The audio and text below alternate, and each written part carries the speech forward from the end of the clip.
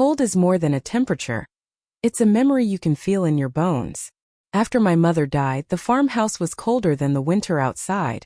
A silence that felt heavy and final.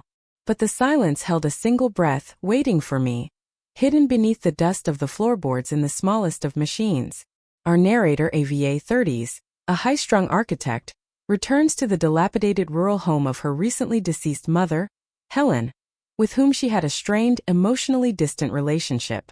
The house is old, drafty, and defined by the chilly emotional atmosphere Helen cultivated. Ava's task is to prepare the house for demolition, ending the family's painful history there. The emotional tone is one of sterile detachment and lingering resentment, which is violently disrupted by the discovery of an intensely private, speaking artifact. The dilapidated old house, bequeathed to me, Ava, was slated for demolition. I was conducting a final routine inspection of the foundation, starting with the sunroom, the coldest, dustiest, and most disused room in the entire structure. It was the room where my great-aunt Helen spent her final silent years. The room was heavy and stale, but as I knelt near the long-unused fireplace, a sudden sharp draft of cold air hit my face. The draft was unnaturally strong, suggesting a direct, open conduit to the crawl space or outside. The air seemed to blow straight up through a loose floorboard precisely located near Helen's old armchair. The location was instantly significant. The floorboard was directly beneath the spot where Helen spent her final silent years, her presence in the world reduced to observation. Using a crowbar, I quickly prized the loose floorboard up. Instead of finding the open foundation, the space beneath the board was immediately blocked by an object. I pulled it out. A small, heavy, slightly corroded analog voice recorder. It was an old model I instantly recognized. Helen had used it years ago to dictate her meticulous gardening notes, a habit she abandoned as her illness progressed. The presence of the recorder was clearly intentional. The conduit. It was hidden directly above the source of the persistent, unnatural cold draft, suggesting the cold was a feature of the room's secret, not a flaw. The tool. The device was familiar, making it easy for me to recognize and trust. The secret. Helen, silent in her final years, had evidently used her final remaining tool to break that silence. I secured the old recorder, the metal surprisingly cold against my palm. The demolition was postponed. The coldest room in the house had held the final, hidden communication from its silent occupant. The next step was to find a working power source and listen to the final words Helen was unable to speak. The old analog voice recorder, found beneath the loose floorboard in the sunroom, was Helen's final silent message. The entire mystery hinged on whether the corroded device still held power. The recorder was protected by a thin, dust-caked plastic bag. I carefully peeled the bag away, noting how this slight barrier had likely shielded the internal components from the worst of the cold and damp. With a small screwdriver, I gently opened the battery compartment. Miraculously, the old batteries, familiar AA cells, were intact and functional, not leaking or corroded. The meticulousness Helen applied to her gardening notes had extended to the maintenance of her final recording device. I flipped the power switch. The small red record light flickered once, confirming the device was live. I pressed the play button. After a moment of static and the whir of the old tape mechanism, the recording began. The voice was instantly recognizable as Helen's, but it was dramatically altered from the sharp, public voice I remembered. It was slow, raspy, and deeply intimate, reflecting the frail reality of her final silent years. The recording was short, a single message delivered with agonizing clarity. Listen to the silence, Ava. It always leads to the cold place. The message was not a sentimental farewell. It was a direct, coded instruction addressed to me, her daughter. Listen to the silence. This referred not to noise, but to the unspoken secrets that had surrounded Helen and the old house. The cold place. This referred directly back to the sunroom, the coldest room, and the source of the draft, indicating the cold was a feature of the secret, not an accident. Helen had used the only tool left to her, her voice, to break the silence and guide me to the next step. I stopped the recording. The house wasn't just old. It held a secret that Helen had protected in her final moments. The silence of the old house was an invitation, and the cold place was the first marker. I needed to understand the physical source of the unnatural cold draft that had led me to the recorder. Helen's slow, intimate voice delivered a profound, coded instruction. Listen to the silence. It always leads to the cold place. I was convinced the rest of the recording held the full confession or the next crucial verbal clue. I replayed the analog tape, expecting a final, emotional message to follow the initial command. Instead, the remainder of the recording was dominated by overwhelming static. However, the static was not uniform. It was punctuated by distinct, unsettling sounds. Sharp bursts. The static was interspersed with occasional sharp bursts of high-frequency noise. Patterned silence. These bursts were separated by long, significant stretches of absolute silence. The high-frequency noise sounded utterly unnatural, not like a tape flaw, but almost patterned, rhythmic, and deliberate. I realized the tape was not a verbal confession at all. It was a technological clue. Silence is the backdrop. Just as Helen instructed, the silence was the message's backdrop, the deliberate empty space used to frame the signal. The code. The high-frequency bursts were the actual data. Helen, unable to speak a complex secret in her final years, had used the recorder to capture a nonverbal signal. The tape held a type of audio encryption, a pulse frequency or wave pattern that was meant to be measured, not heard. The content was not a narrative of her life, but a precise technical coordinate. I stopped the recorder, the sound of the patterned static replaced by the quiet of the empty sunroom. Helen's final act was a puzzle for the technically minded, and I knew exactly where to start the translation. The cold air draft was the physical reality, and the patterned sound was the scientific language used to describe it. The next step was to digitize the audio and analyze the frequency bursts for a coded message. Helen's final recording contained a cryptic instruction, the cold place, and a coded message of patterned, high-frequency static. I needed to understand the physical source of the unnatural cold draft that led me to the recorder. I moved back to the sunroom fireplace, where the sharp draft originated. This fireplace was long disused, and the flue was sealed, making the persistent cold air all the more unusual. Consulting the house's original structural diagrams, I traced the path of the draft. The fireplace drew its air supply directly from a seldom used, forgotten part of the foundation, an unused subbasement known historically by family members as the cold room. Analyzing the diagrams further, I noted a critical structural link. A central aging ventilation duct from the cold room ran directly beneath the sunroom floor and terminated near the floorboards I had pried up. This duct was the precise conduit for the cold draft that had carried Helen's secret upstairs. The physical chain was now complete. The cold place, the subbasement, the cold room, the conduit, the central ventilation duct, the marker, the loose floorboard. This structural realization allowed me to finally decode the meaning of the patterned static on the tape. I hypothesized that the sharp bursts of high-frequency noise were not random interference, but the sound of something physical and repetitive. A repetitive mechanical process occurring inside the sealed subbasement. The duct system efficiently carried the sound of this mechanical secret directly beneath the recorder. Helen couldn't speak the secret, so she captured its audible signature instead, instructing me to follow the physical trail of the cold air and the structural drawing, the cold room, to understand the mechanical nature of the noise. I secured the structural diagram. The mechanical noise recorded on the tape was the sound of Helen's final, secret project operating in the subbasement below. The next step was to digitize the tape, measure the frequency, and find the access point to the cold room to confront the source of the mechanical sound. The coded static on the analog tape was the mechanical signature of a repetitive process operating inside the sealed subbasement, the cold room. I knew the room was the secret, and the unnatural draft was the clue. Now, I needed the physical means of access. The sunroom was the cold place, and the centerpiece of that cold was the hearth area, where the floorboard was loose.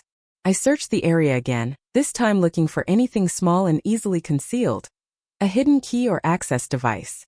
I focused on the porcelain mantelpiece statue Helen had cherished throughout her final silent years. It was a familiar, heavy object that sat directly above the source of the cold draft. Carefully lifting the heavy statue, I discovered the object I sought. A small brass key had been glued meticulously to the underside of the porcelain base.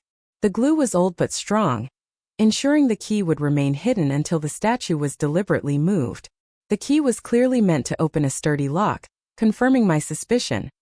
The cold room was secured and deliberately locked to protect its mechanical secret. Taped securely to the shaft of the brass key was a tiny, tightly folded piece of paper. Unfolding it revealed a set of 3 handwritten numbers in Helen's faint, elderly script, 1 to 85. I immediately checked the numbers against known codes. They did not correspond to any known lock combinations or safe dials in the house. The numbers were clearly a directional code, a coordinate set or a sequential instruction meant to be applied to the architecture of the house itself. The discovery of the key and the note confirmed the complexity of Helen's plan. The lock. The key guaranteed access to the sealed subbasement. The code. The numbers guaranteed the final, precise location within the subbasement. Helen had broken her silence to leave a precise, multi-layered trail. A recorder, the message, a draft, the location, a key, the access, and a number sequence, the final instruction. I secured the key and the note. The physical access was solved, but the numerical code remained. The next step was a direct confrontation with the lock on the cold room door, armed with the key and the cryptic code. Armed with the brass key and the cryptic numerical code 185, I located the entrance to the cold room in the main basement. The cold room was the source of the unnatural draft and the mechanical sound, and the final piece of the structural puzzle. The entrance was located in the darkest, dustiest corner of the basement, behind the aging main furnace. It was clearly a part of the original construction, sealed off from the rest of the house. The access point was secured by a heavy, solid steel door that hadn't been used in decades. It looked formidable, its surface stained with rust and grime. The door was secured by a single standard padlock. I immediately presented the brass key found beneath the mantelpiece statue to the padlock. The result was instantaneous disappointment. Misfit. The brass key did not fit the padlock. Decoy. The padlock itself was clearly rusted and seized, indicating it hadn't been functional for years. This confirmed my initial suspicion. The heavy padlock was a decoy. It was a visible barrier meant to deter a casual searcher, while the actual access was secured by a hidden mechanism. The 185 code was the crucial instruction, not the key.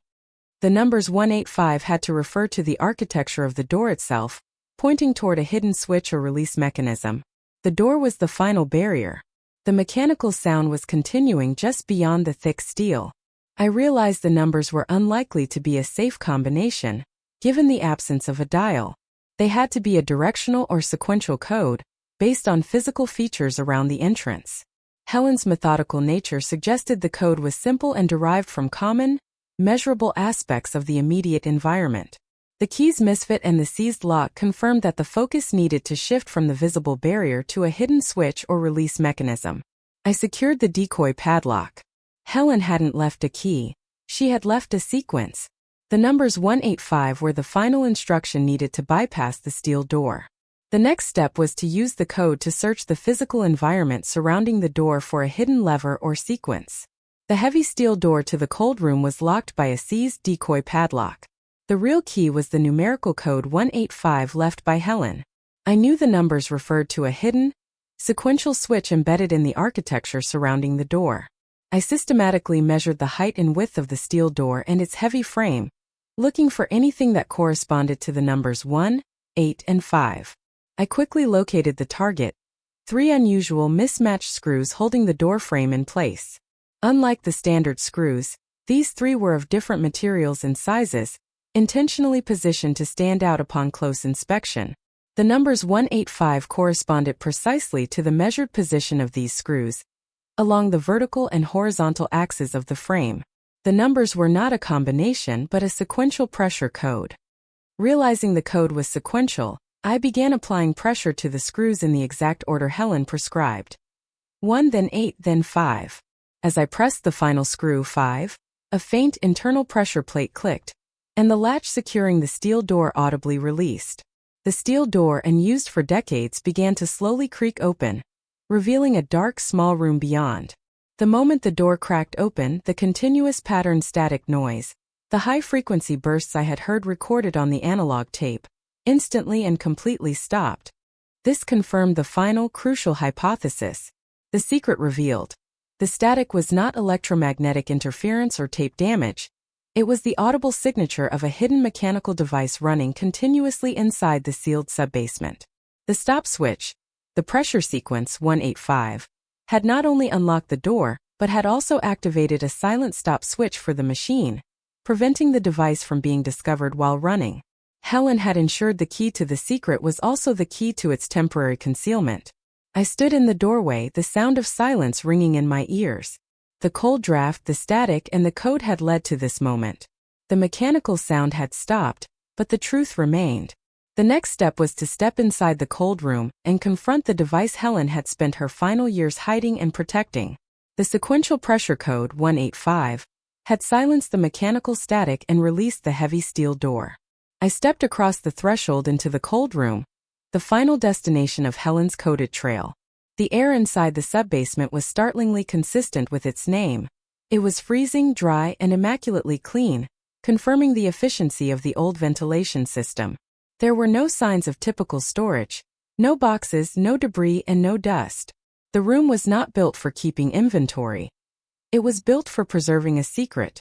In the center of the small room sat a single extraordinary object, a meticulously built, self-contained mechanism. The device was clearly Helen's final, elaborate project, constructed from disparate parts. The regulator, a heavy antique clockwork mechanism made of brass and finely wrought steel. This complex arrangement of gears and balances was the source of the patterned static noise, now silent. The preserver, a small, modern, battery-operated motorized fan, positioned to circulate air precisely within the room. The fan was operating continuously via a direct connection to the clockwork regulator. The receiver, a large, specialized long-wave radio receiver, positioned to be isolated from all external interference. The entire apparatus was designed for perpetual motion and preservation, confirming the structural modifications Helen had implemented. The clockwork static. The antique clockwork was running continuously, generating the precise rhythmic bursts of high-frequency static that Helen captured on the tape, its signature sound. The preservation. The motorized fan was operating to continuously circulate and preserve something within the clean, dry, and freezing air of the cold room. The mechanism was a silent guardian, designed to keep something stable for decades while simultaneously broadcasting a coded signal of its operation. The mechanism was silent, its secret momentarily protected. Helen hadn't been dictating secrets. She was documenting a scientific necessity. The question was, what was so precious that it required continuous climate-controlled protection, and what was the long-wave radio receiver meant to capture? The next step was to find the object being preserved by the fan. The cold room held a complex, self-contained mechanism, an antique clockwork device running a small fan and a radio receiver, designed for perpetual motion and preservation. The sound of its mechanical activity was the code Helen had left me. I needed to find the object this elaborate system was built to protect. I examined the antique clockwork mechanism more closely. It was not merely running a fan. A subtle, finely wrought brass arm was attached to the central gear. The arm, now still, was designed to act as a pointer, and its tip rested precisely against a specific, small spot on the stone floor. I secured the pointer arm and began carefully digging at the designated spot. The floor beneath the stone was loose, and after only a few minutes my tool struck wood. I lifted the object out. A small, heavy wooden box, built with the same meticulous craftsmanship as the clockwork device. Opening the box, I found the true payload of Helen's decades of secrecy. Inside, resting on a bed of archival cloth, was not money, not jewels, but a complete, leather-bound, original manuscript. It was a finished novel, its pages yellowed but perfectly preserved by the cold, dry air. I opened the manuscript. The novel detailed a life story completely unlike the quiet, restrained one Helen had lived in the house. It was a sweeping, adventurous narrative filled with travel, romance, and political intrigue. A vibrant, passionate existence she had kept entirely secret. The final page confirmed the reason for the secrecy. The novel was signed, not with her name but with a pseudonym, a secret literary identity. The entire complex system was not a scientific secret, but an act of artistic preservation. The preservation, the cold and the continuous air circulation, the fan, were strictly necessary to prevent the valuable paper from deteriorating and the leather binding from cracking over the decades. The code, The clockwork static was the signal of its perfect operation, and the radio receiver was likely a decoy, meant to suggest a scientific or military secret, diverting attention from the true, intimate nature of the work. Helen's silence had not been resignation. It had been the necessary discipline required to live her secret, vibrant life through her writing, and to keep that truth protected until her death. I secured the manuscript. The life I knew Helen lived was the disguise. The life in the novel was the reality she had preserved. The final silent years were dedicated not to waiting, but to ensuring her true voice would be heard after the silence of her death. The next step was to find the courage to publish the work and reveal the true Helen to the world. The hidden manuscript, detailing a life of passion and adventure under a pseudonym, was the key to Helen's silence. Tucked into the final pages of the leather-bound novel was a final personal letter from Helen addressed to me, her daughter Ava. The letter was Helen's true, agonizing confession, finally breaking the decades of emotional silence. The trauma. The novel was a fictionalized account of a profound childhood trauma she had suffered, an event so devastating that it forced her to completely reject her own identity and past. The facade. She consciously chose to hide behind the facade of an emotionally distant, quiet mother, the Helen the world knew, to ensure the trauma remained buried and her identity protected. The fear. She confessed her overwhelming fear that if her secret life, the book, and her true emotions were discovered while she was still alive, her carefully constructed persona would instantly shatter, leading to a complete mental breakdown. The cold room was a sanctuary for her secret self, ensuring the truth only emerged when she was safe in death. The letter revealed the involvement of my cousin Martha, who had served as Helen's final caregiver and manager of her medications. Helen had entrusted Martha with the most critical final instruction. The instruction: Helen ordered Martha to ensure the recorder was only found after her death, and to destroy the manuscript immediately following her passing to ensure the secret died with her. Martha's choice. Martha, who had witnessed Helen's pain and understood the true meaning of the novel, refused to destroy the book. She consciously chose to protect the truth over honoring Helen's final, fearful wish for erasure. Martha's final act of defiance was a form of sisterly deceit. She only partially obeyed. She managed to hide the recorder, the final trigger, beneath the floorboard but left the elaborate vault and the manuscript intact, knowing the discovery would be inevitable once the trigger was found. The entire operation, the cold room, the mechanical code, the hidden key was not just Helen protecting her work. It was a silent conspiracy between two women, Helen and Martha. Helen built the failsafe against the world, and Martha decided it was time for the truth to be found by Ava. I secured the letter and the manuscript. The distance I had always felt from my mother was not indifference. It was a wall of necessary silence built against a shattering past. I was no longer grieving a cold woman, but a deeply wounded artist. The next step was to contact Martha and thank her for her beautiful, defiant act of protecting my mother's true voice. The emotional climax had passed. I held the manuscript, a document that finally spoke of my mother's inner pain, her hidden trauma, and her vibrant, true passion. The silence of her final years was now understood as the necessary discipline required to write and hide this literary confession. I returned to the sunroom, no longer feeling the chilling draft as a flaw, but as a deliberate feature. The cold of the house was finally understandable. It was a literal functional preservation chamber for a life Helen couldn't live publicly, a secret she guarded fiercely against the world. The recorder's silence. The silence on the voice recorder, once confusing static, was now a testament to Helen's final courage. The mechanical stop of the clockwork device signaling her work was finally safe to be found. The final act. My cousin Martha and I had fulfilled Helen's complex, conflicted wishes. The house yielded its secret, and the true voice of my mother was ready to speak. I packaged the manuscript and sent it to a literary agent, beginning the process of introducing the world to the true Helen. I made the decision to sell the house, realizing its structural integrity was irrelevant. Its purpose as an archive was complete. However, I kept the analog voice recorder, the humble, corroded object that had carried the first coded truth from the silence. Ava, the architect who dealt in measurable lines, structural integrity, and planned spaces, now had to integrate the truth of my mother's hidden, passionate, and traumatic life into my own careful, ordered existence. The discovery challenged the very foundation of my personality, which was built on the rational facade Helen maintained. How will Ava, the architect, integrate the truth of her mother's hidden, passionate life into her own careful existence? Redefining design philosophy, Ava can integrate Helen's complexity into her architectural work. Instead of focusing solely on function and visible structure, she can begin designing spaces with secrets, areas of intentional solitude, hidden rooms, or quiet archives designed for emotional and creative preservation. Her new philosophy will focus on the integrity of the occupant's inner life, not just the integrity of the building. Using the pseudonym.